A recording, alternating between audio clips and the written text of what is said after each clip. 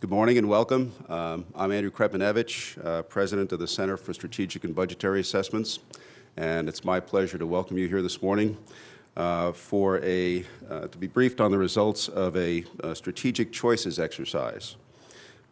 We think that this exercise is particularly important given the coming release of the QDR. For those of us who've been to the rodeo before, I think in a lot of cases the QDR of a second administration is often a lot less interesting, if you will, than the first. But I also think that those of us who've been around for a while now understand that this QDR promises to be quite an interesting one. We've drawn down from Iraq, we're drawing down in Afghanistan, and yet as we draw down from those two conflicts, we see that there are no lack of security challenges, and not to say that there are any lack of fiscal or budgetary challenges as well. So this calls for some hard strategic thinking. The Defense Department has been going at it for at least a year now. The strategic choices and management review last spring, when we first gathered 4 think tanks. And the same 4 think tanks are here today. The American Enterprise Institute is represented, along with the Center for a New American Security, CSBA, my organization, the Center for Strategic and Budgetary Assessments, and also the Center for Strategic and International Studies. And what you're going to experience this morning will be somewhat familiar to those of you who attended our event up here on Capitol Hill late last spring, when we looked at how to craft strategy and how to make some of the difficult choices. And really, strategy really is about making choices. What are your priorities? What are you going to do? What aren't you going to do? And then we looked at the situation under the rather severe budget constraints that were in place. Well, those constraints have been modified somewhat. And with that, and with some changes in the geopolitical environment, we thought it would be worthwhile to, as somebody said, get the band back together and take another look at things using 2 different budget scenarios out over the next 2 fit-ups. And the final point I'll make, without stealing any of my colleague Todd Harrison's thunder, is one of the things we found in this exercise is if you don't create options for yourself in the first fit-up, if all you do is look at what am I going to do next year, you find that your options are really constrained once you get to that second fit-up. So it really is a 2 fit-up exercise.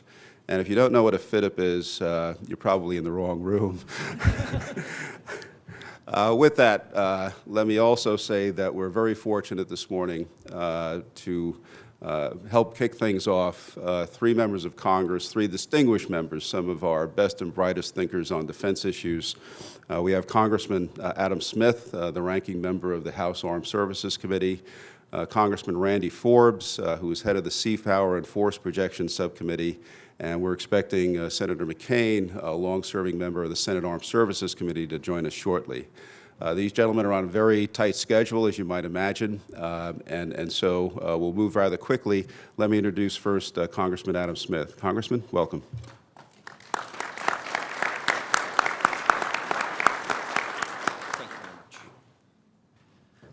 Thank you, and I want to thank all these distinguished folks and their think tanks for the work that they're doing. It is incredibly important.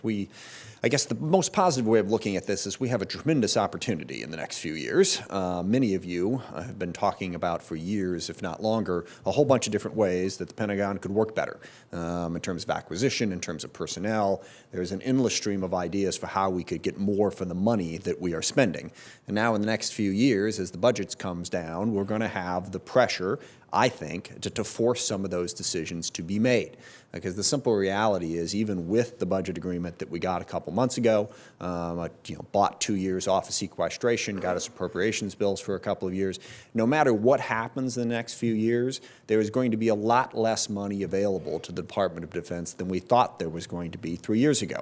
So the plans that were put together in that time frame, the equipment that we were going to buy, the size of the force, the different options out there, is going to have to change. Now, I think there is one piece of good news, and that is there is a lot of money to be saved within the Department of Defense without really hurting anything. up front. We can definitely get better on acquisition. We can get better on personnel. Most of the folks in the private sector that I talk to say whenever you come in to a company that hasn't been changed substantially in a while and cut 10% out of it, typically it gets better. Typically, you get rid of things that you should have gotten rid of, and you make decisions that you should have made. And certainly, there are opportunities to do that. I was briefed just recently, not to pick favorites amongst the panel here, but CNAS briefed me and Representative Thornberry a little while ago about some ideas on acquisition reform, which just make an enormous amount of sense. Number one, the vaunted desire to clean out middle management, that we have too many layers of bureaucracy and too many layers of decision makers within the DoD in terms of managing programs and making decisions. As you can certainly save money by reducing the personnel, but I also think you can save money, and CNAS thinks you can save money, by having a better decision-making process. Instead of having 4, 5, 6, 7, 8 layers before you can get to a decision, you can actually empower decision makers to make better decisions and not be so insulated from what the ultimate decision is. And then the other big thing is just sort of understanding that we have to settle sometimes for good enough technology, that there is an experience rating by improving upon a similar system that benefits you in terms of cost savings and quality over trying to leap ahead. We've seen a lot of the programs that are dramatically over budget, the F-35, the new carrier, back in the day, future combat systems, and the expeditionary fighting vehicle. And most of those times was because, sort of the eyes got bigger than the belly. You imagined, well, what if it could do this? Let's try and make that happen. Let's leap ahead. And what we learned is it's enormously expensive to try to do something dramatically different. Now, back in the early part of, the previous decade, we were spending a lot of money. We were at war. It was an emergency situation, so they tried a lot of different things. But now that the budget is shrinking, I think we need to be a lot smarter about those decisions. Now, I want to close with a fear that I have about this process. As we look out into the future, as I said, it's going to be less money, but we can get more efficient, we can get smarter. But no matter how much more efficient, no matter how much smarter we get, hard decisions are going to have to be made. There is no way that I can see, and I hope maybe out of this discussion a miracle happens and I'm shown something I didn't see, that we can do this without making some hard decisions, without making some cuts to programs or accounts that we'd rather not cut.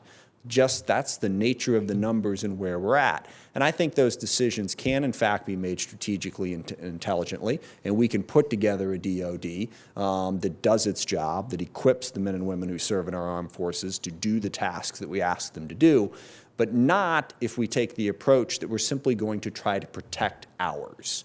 And I've seen a lot of that. Instead of sort of the broader strategic thinking, we get letters every day, don't cut this, don't cut that, don't cut this, don't cut that. And invariably, it's stuff that's important to a constituency of one kind or another. We've seen this on the Guard and Reserve issue. Now, I certainly don't just blindly buy in to what DoD has decided or said that they're going to do about Guard and Reserve cuts in the Air Force and the Army.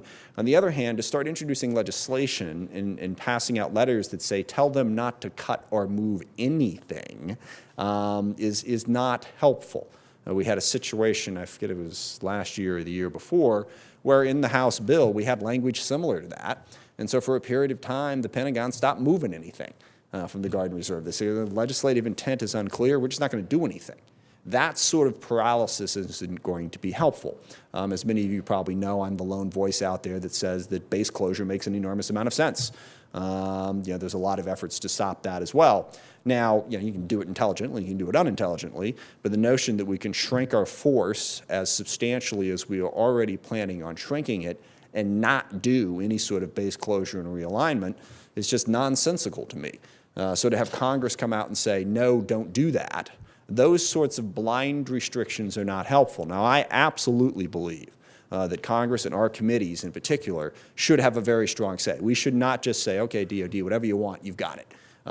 I just want to see us making those decisions on the cut side as well as the add side, because we're not really exercising our oversight if we simply come along and say, don't cut anything. I think we absolutely ought to exercise our oversight and say, you know, we don't agree with you in that decision. Here's a better place to save that money. Here's a better place to make that decision. And if we can do that, then I think Congress will be properly exercising its role, but not if we're simply trying to stand in the way of every idea to save money. Because, you know, trust me, there's a constituency out there for absolutely anything we would want to change. And if we are unwilling to stand up to any of those constituencies, that will give us the one thing that nobody in this room and nobody in Congress and nobody in DOD wants. That will give us the hollow force that everybody talks about. If we are unwilling to look at saving money on systems, at saving money on personnel costs, then you wind up with a force that is cutting readiness, that basically you have them there, but you're not training them to do what you're asking them to do. And to me, that is the number one most irresponsible outcome that we could have. Whatever it is we decide to do, we owe the men and women who serve in the military the tools and the equipment to do that, and not to back off of it because of constituency concerns, however legitimate and real those concerns may be. So I hope that all of you and your collective wisdom, and there is a lot of collective wisdom in this room, can give us in Congress some terrific guidance as to how to make those decisions in the months and years to come. They will not be easy, but I think they are enormously important. If we make them right, if we make them correctly instead of incorrectly, we will be making a very, very positive difference for our national security interests and for the men and women who serve in the armed forces. So I thank you. I look forward to what you come up with and to working with all of you as we go forward in this difficult process. And thank you very much for the chance to say a few words. Thanks. Thank you, Congressman. Now, as I mentioned earlier, a tight schedule, so let me, without further delay, introduce Congressman Randy Ford.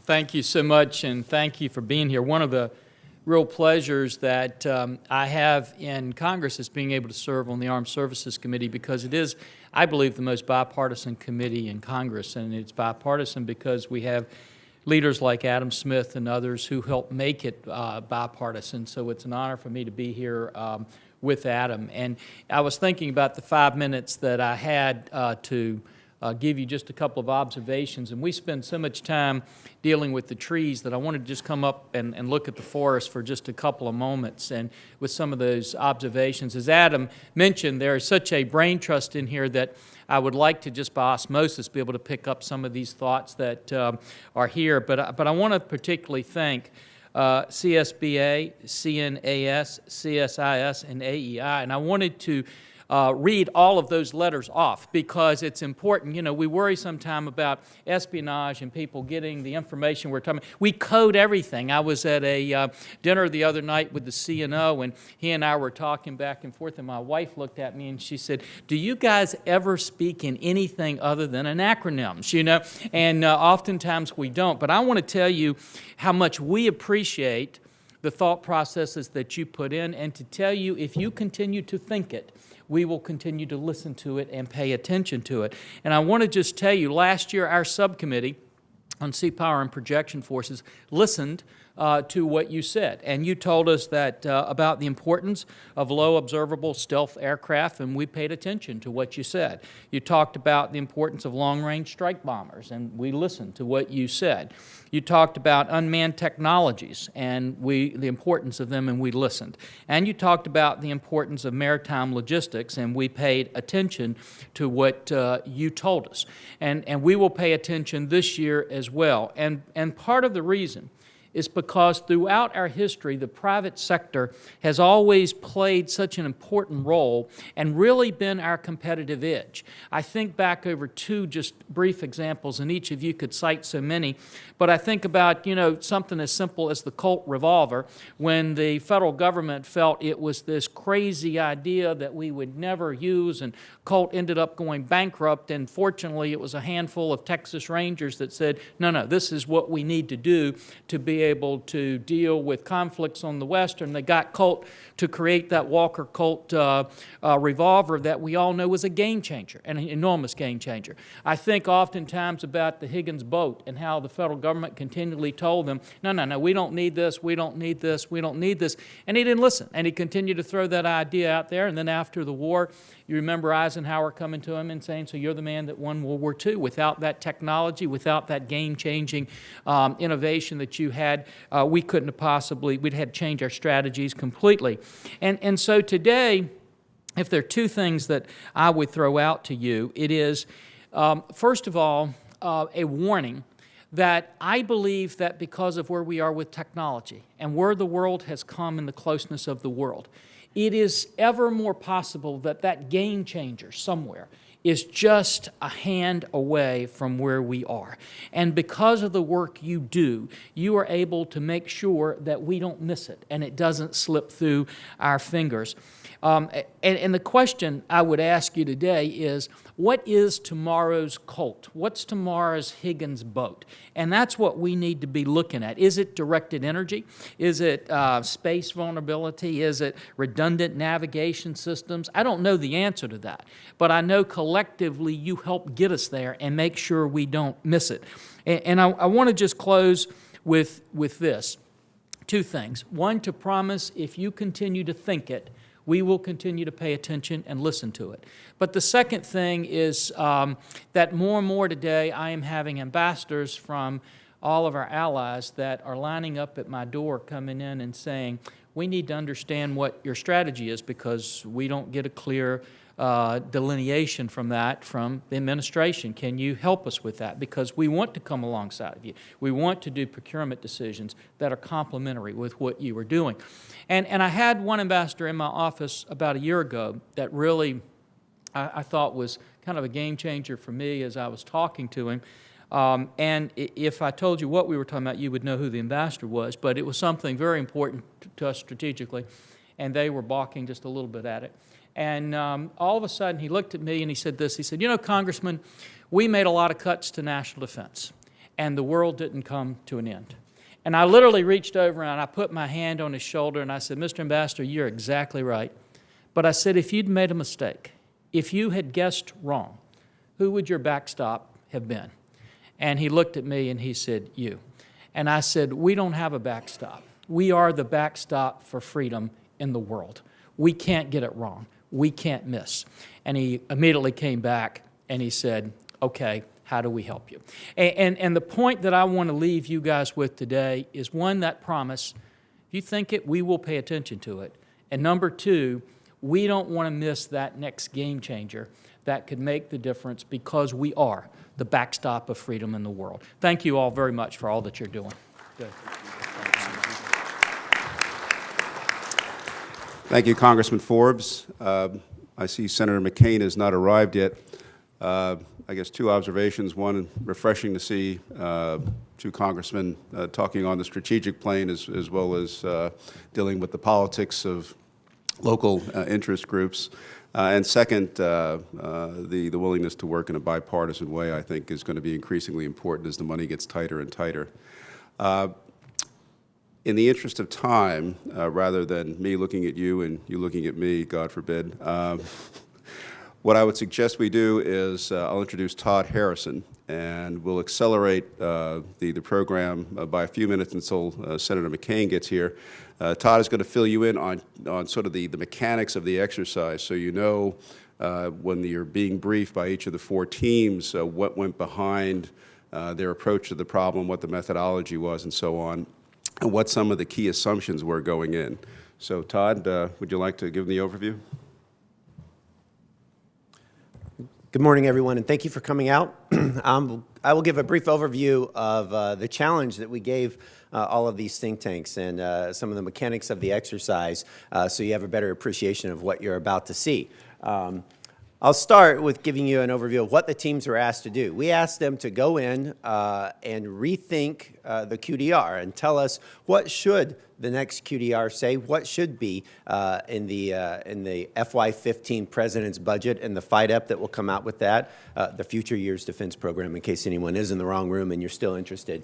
And then we asked them to go in and put their revised strategy and their revised priorities and decisions into work in the budget using a tool we created at CSBA, and I'll show you a demo of that in just a minute. And see if they can get it all to balance. Now, it was hard getting some of these guys to come along and agree to do this because almost all of us agree that the BCA budget caps are not a very strategic approach to defense, that it is not necessarily the wise or prudent way to cut defense spending, but nevertheless, those are the caps that we've been given.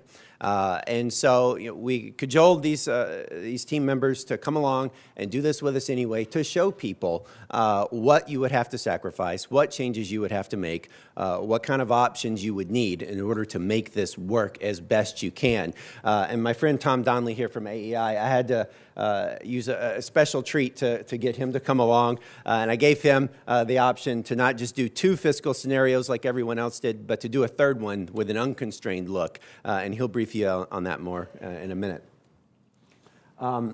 So all the teams were given the same guidance. In terms of the rebalancing guidance, they were given complete freedom to adjust strategy, to adjust capability priorities in any way they saw fit. We asked people to look at the 2012 Defense Strategic Guidance as a reference point, a common reference point, and tell us what changes would you make? Are there things that you would add or raise a priority, or things you would, mission areas you might give up? Or things that would be a lower priority, or would you just scrap it and start from scratch? So they had complete freedom strategically to take a fresh look at where the department should be headed and what they should be saying in the QDR. Where we constrained everyone was on the fiscal side. We gave all the teams 2 fiscal scenarios, and I'll show you what we used. So for reference for everyone, we used the President's FY14 budget request extended out 10 years. So we used a 10-year projection. That was the baseline. So anything that was included in PB14, that FYDP and beyond, that is assumed in the exercise. You've already got it. So if it's already in there, it's something you could cut. You don't need to add it. If it was not in President's 14 budget request and you would like to have it, that's something you would need to add, and that's going to cost you more money. So that's the baseline. And when it comes to some of the big issues that the congressman talked about before, such as personnel cost, in the PB14 budget request, as many of you will recall, the department proposed a number of changes in compensation that would have reduced costs over time. Those are assumed in the baseline. And because of that, and many of those things have already been rejected by Congress, but because of that, we decided to not give the teams any more options to change the compensation system. We found in doing these exercises in the past that just becomes an easy way out because, obviously politically, I think we all agree these are reforms that are necessary, that we would all support. The details really, of how you would do that are not a strategic choice. The impacts of compensation reform are strategic, though, in terms of what that budget flexibility will allow you to do with your forces in the future. So what we did is we gave them the assumption that DOD got all the compensation reforms in President's 14 budget request, which is pretty generous assumption in my opinion, and we didn't let them do any more because of that, and we wanted to keep the focus on strategic choices in the budget. And so the 2 fiscal scenarios shown here, I'll show you the first one. Scenario 1 requires the teams to cut $214 billion over the first FYDP and $116.6 billion in the second FYDP. This scenario is based on the Budget Control Act budget caps that are currently in effect as modified by the Ryan-Murray agreement. And so this is the current law that you'd have to budget to, and that's why we picked this as a reference point. Now, we also then came back and asked the teams to do a second scenario, looking at a slightly reduced cut over time. And so in this scenario, we said, all right, we'll start at the same level as the BCA caps, as modified by Ryan Murray in FY15, and then we'll actually go a little higher than that, and we'll basically split the difference between last year's budget request and the budget cap. So we call this the half BCA scenario, just for shorthand. And so the cuts are much less. It actually adds up to about $200 billion in cuts over the 10-year period. So those are the two budget scenarios that the teams were given that they had to work within. And so I'll give you a quick overview of the tool, and this video will show you how it works. It's an online tool, and so the teams are all given accounts, are able to log in. At the top, it's got a running total of all the choices you've made and the target, the budget target that you're supposed to hit. You can click on the move and go in there, and you see all the different options in the tool are organized by category. And so in this example, I'll show you, I'll go into the air category and look at some options in there. As you see at the top, I haven't met my budget target yet, so I got to find something else to cut. So you can scroll down the list. There are about 800 options in the tool to add or cut from the budget over this 10-year period. And if you click on one of the names of the items, it pulls up a description, and so you can see more detail about the option, because even all of us up here don't know every little nook and cranny of the budget and the defense program. And so you can see specifically what an option will do. So this example, I'm going to cut some F-18s, C&D model. I'm going to retire them early. You make your selection, it automatically updates the running total at the top, and you notice the number of aircraft at the top. It keeps the running total there too. That has been decremented by the number of aircraft you cut. And you keep going through. You can make different selections, as you can see here, I need to cut a little more, so I'm going to cut some F-16s from the active component. And so now I've got a green number at the top. I've balanced my budget target there. And so you can go through then and look at some different reporting tools in there. And you can see how much you've added or cut dollar-wise from all the different categories. Other reporting tools, you can look at what you've done to force structure. What are the impacts? How many aircraft have you cut? How many active component BCTs or reserve component BCTs? And so you can see if your strategy, as you're implementing it in the budget, aligns with what you wanted to do. And of course, when you're done, you've met your target, you can lock it, go on to the next move, sign out, come back in later, and so it allows all the teams to do many iterations to think this through, to see if this is really the program that they want to put forward. And so that's a brief overview of what we did with the exercise. I'm going to let you hear from all the teams, and they can present their own rebalancing approaches in just a moment. But I see Senator McCain has arrived, and so I want to invite the Senator up to give a few brief remarks at the beginning. Thank you.